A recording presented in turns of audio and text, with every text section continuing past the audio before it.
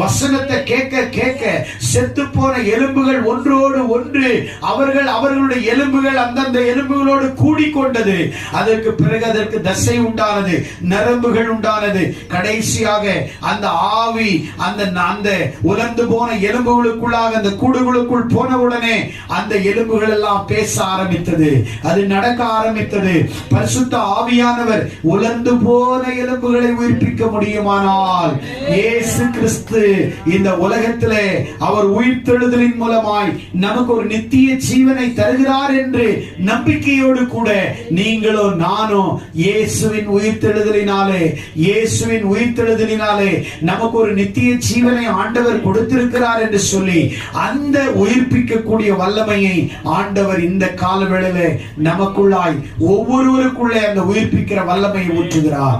எத்தனை பேர் நீங்கள் விசுவாசிக்கிறீர்கள்? வார்த்தை ஒரு மனிதன்